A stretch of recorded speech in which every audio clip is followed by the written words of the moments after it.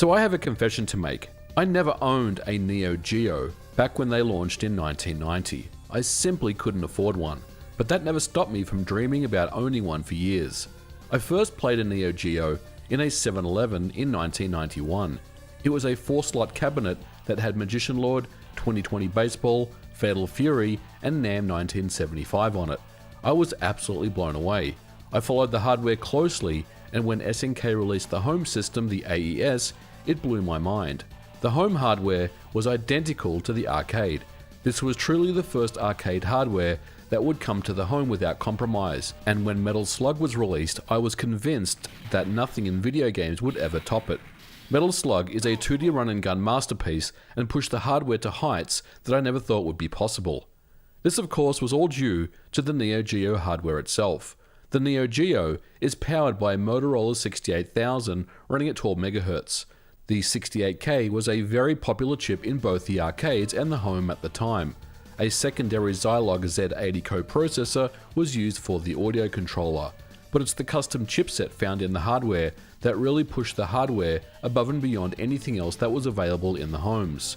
The GPU chipset is made up of 5 different chips that perform various tasks, but the end result is that the hardware is capable of 380 sprites on screen at any given time, which can be a maximum size of 16 by 512 pixels in size.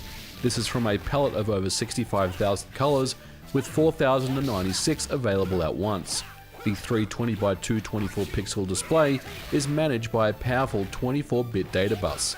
Many advertisements for the Neo Geo claimed that this was the first 24-bit home system, and this of course is due to the GPU. Technically, the processor, the Motorola 68000, is only 16 bits, but this didn't matter. Although the Neo Geo is a 2D system, it does not actually use scrolling tile map background layers like other home systems such as the Sega Genesis or Super Nintendo. Scrolling backgrounds are simply managed by stitching sprites together. Take for example these backgrounds in Metal Slug. These are actually individual sprites that we are re-adding to form the background itself. In other words, we're adding 16 by 224 pixel sprites, one at a time. This is also done for each background layer, including the main character sprites as well. With an emulator, we can individually turn on and off each of the sprite data in the game, and as you can see, with all the sprites re-added, we can reconstruct this scene in Metal Slug.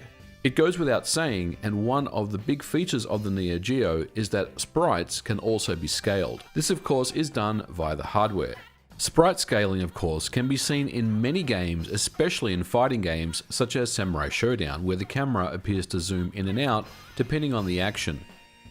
Let's take a look at this example. This is Metal Slug 1. In this scene, how many sprites do you think are actually being used? Well, the results may surprise you. On first glance, it may look like it's using almost the maximum amount of sprites allowed, which is 360 on screen at once. But the reality is, if we take a closer look, and start deconstructing this scene, it's using about 95 sprites. And even with this simple example, we can quickly understand why the Neo Geo is a 2D sprite monster of a console. There are also 3 separate planes that sprites can be drawn into, and this is what gives the games their traditional classic parallax scrolling effects. It's also important to note that there is no bitmap mode or traditional tile modes. Sprites is what makes the Neo Geo what it is. There is, however, another layer known as Fix. The Fix layer is a non-scrollable tile-based layer with transparency, which has the most priority on the display. Its main use is to display text, or things like heads-up displays or scores or health bars in fighting games. It's very similar to the window layout that's found in the Nintendo Game Boy architecture. In the arcades, the MVS cabinet came in different configurations, with 1, 2, 4, or even 6 slot variants. Games came on cartridges that remind you of something like a VHS tape. Each MVS cartridge comes with 2 individual PCBs, known as CHA and prog boards. CHA contains the C-ROM that holds sprite data, the M-ROM contains the Z80 data, and the S-ROM contains the Fix graphics. The second board, known as prog, contains a P-ROM. This contains the 68K program code, and the V-ROM, which contains all audio samples. So back in the day, if you were an arcade operator and you wanted to purchase Neo Geo MVS cartridges, you would receive it in something like this. This is known as a kit, and this is just a piece of cardboard, and this is what all the MVS cartridges would have come in when you had purchased one. Now this is from Japan. This is the Japanese version of King of Fighters 99. And if we open this up, you can see that you get move strips that come with the game itself, and these are obviously things that you can insert into your cabinet. You also receive the marquee holder. So in an MVS cabinet, you probably are familiar with the marquee areas where you can actually install this to let people know what game you've got running in the arcade. Now this obviously is the star of the show. This is the MVS cartridge that you would plug into your MVS motherboard, whether you had a 1 slot, 2 slot, 4 or 6 slot. And this is the Japanese version of King of the Fighters 99. You can see that the label is printed in Japanese and it's made in Japan. Now a North American MVS cartridge looks exactly the same. The only real difference is the label itself is printed in English, and there is a unique kind of style about these cartridges, as well as a serial number here to let you know what number of cartridge was printed off the assembly line. As Neo Geo games became larger in size from their original limits, SNK would introduce various additional chips into cartridges that would allow for bank switching data, such as the Neo CMC. These chips would also be used to implement copy protection. Just like many arcade games at the time, Neo Geo games were subject to bootlegging and duplication. The addition of encryption of data would be important to mitigate this. Copy protection chips became quite important for the Neo Geo, and there are 3 main types that were introduced in 1998. The first would be C-ROM encryption or sprite data. The CMC42 and CMC50 protection chips would handle this. King of Fighters 99 would be the first game to use C-ROM encryption, and each game after King of Fighters 99 would contain encrypted graphics.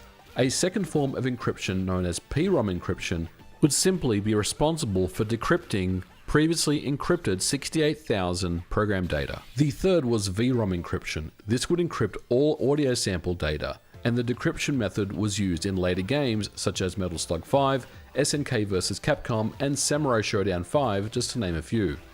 Now all of these encryption methods work simply by applying a table of 256 values, known as an exclusive OR table, to a decryption algorithm. While initially very challenging to defeat, there were weaknesses found that would expose it to a known plain text attack. Many games would contain the exact same decryption tables, but later games would also include their own encryption methods. But it wouldn't be long before bootleggers were able to discover the decryption methods in Neo Geo sprite, sound and program data to replicate their own games, and they would even go as far as including their own encryption with their own unique 256-byte tables. On the audio side, the Neo Geo uses a Yamaha YM206010 that provides 15 channels for sound, with 4 FM, 3 SSG, 1 noise and 7 PCM channels.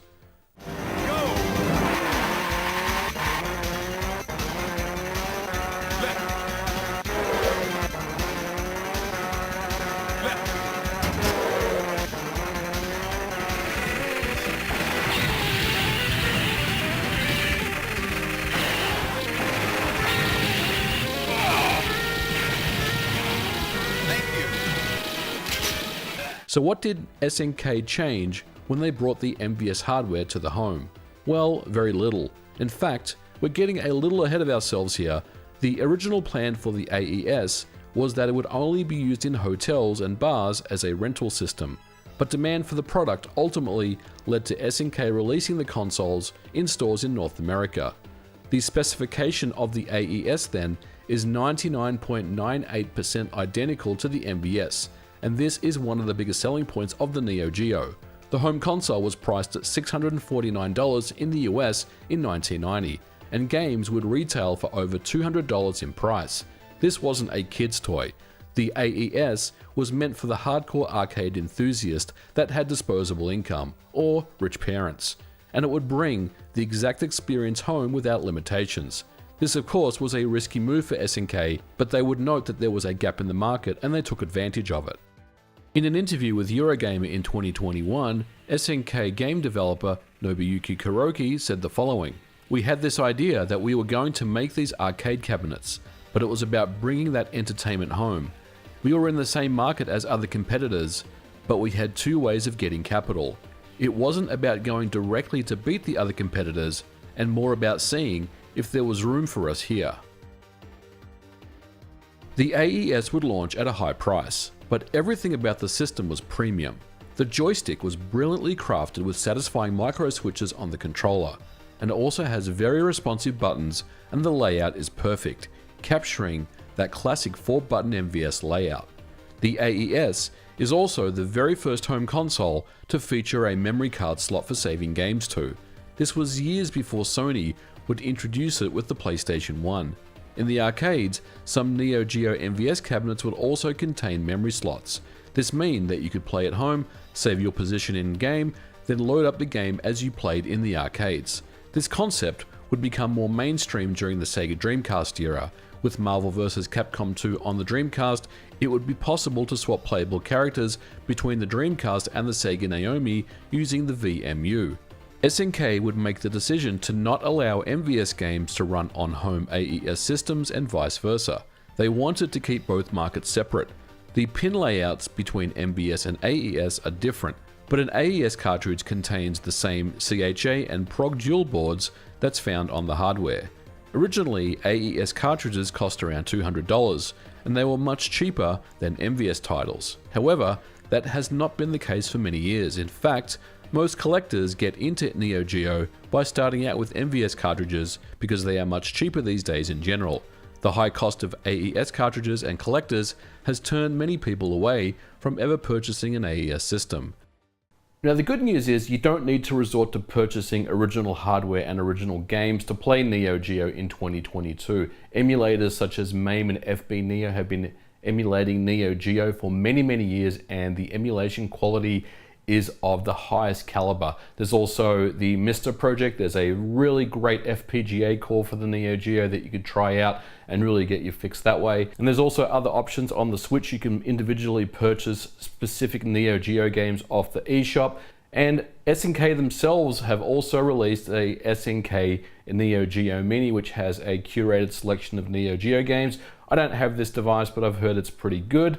So yeah, there's really no reason why you can't play Neo Geo games in 2022. Now, of course, if you're wanting to get original hardware, that's going to be a different conversation. Unfortunately, you're going to be paying a lot of money to get Neo Geo AES games. There is a small selection of games that are pretty cheap, but once you start moving away from those, you're going to start paying over $500, and all of a sudden you're thousands of dollars in. So it's not really something that I can recommend. In fact, I don't have anywhere near of a big AES collection. I've only got a handful of games myself because the collecting market is just absolutely ludicrous. If you do want original hardware though, I would say pick up an AES and maybe take a look at some of the multi-carts that are out there that have basically the entire set of games on one cartridge that you can play. I think that is the best value for money if you are looking for original hardware. But of course, you don't really need to these days. Like I said, there are many different options out there, and you know, Raspberry Pi as well is a great one. Load up a Raspberry Pi with emulators and your Neo Geo ROMs and you'll have an absolute blast on that, I guarantee you. But guys, we are going to leave it here for this episode. Thank you so much for watching. If you like this episode, please leave me a thumbs up, and I'll catch you guys in the next video. Bye for now.